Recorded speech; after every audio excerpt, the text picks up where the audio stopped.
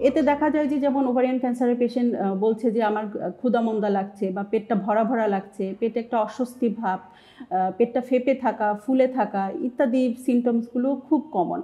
এরকম সিমটমস নিয়ে দেখা যায় যখন রোগী ডাক্তারের কাছে যাচ্ছে বা চিকিৎসকের শরণাপন্ন হচ্ছে, তখন কিছু পরীক্ষা-নিরীক্ষার মাধ্যমে ওভারিয়ান ক্যান্সার সাধারণত ধরা পড়ে।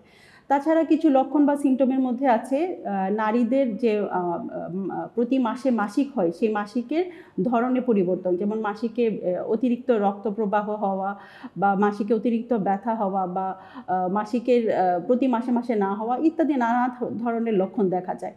তাছাড়া আমরা বলে থাকি কিছু ইউরিনারি এবং বাওয়েল সিমটমস, যেমন পেশেন্টের ঘন ঘন প্রস্রাবের চাপ হওয়া বা ঘন ঘন প্রস্রাব আসা বা রোগীর দেখা যায় যে মাঝে মাঝে পায়খানার যে তার নর্মাল যে নিয়মে হয়ে থাকে সেটি মলত্যাগের অভ্যাসে পরিবর্তন হওয়া ইত্যাদি সিমটমসগুলো দেখা যায়। ওভারিয়ান ক্যান্সারের চিকিৎসা বা ট্রিটমেন্টের মধ্যে প্রধানতম চিকিৎসা হলো সার্জারি। সার্জারির মাধ্যমে ওভারিয়ান ক্যান্সারে কমপ্লিট সার্জিকো-প্যাথোলজিক্যাল স্টেজিং করতে হয়। এর মাধ্যমেই প্রথম চিকিৎসাটি সম্পন্ন হয় এবং দ্বিতীয়ত পেশেন্ট পরবর্তীতে কী কী চিকিৎসা পাবে তা নির্ধারণ করা হয়। পরবর্তী চিকিৎসার মধ্যে সিস্টেমিক থেরাপি আছে, যার মধ্যে আছে কেমোথেরাপি এবং ক্ষেত্রবিশেষে টার্গেটেড থেরাপি, ইমিউনোথেরাপি ইত্যাদি।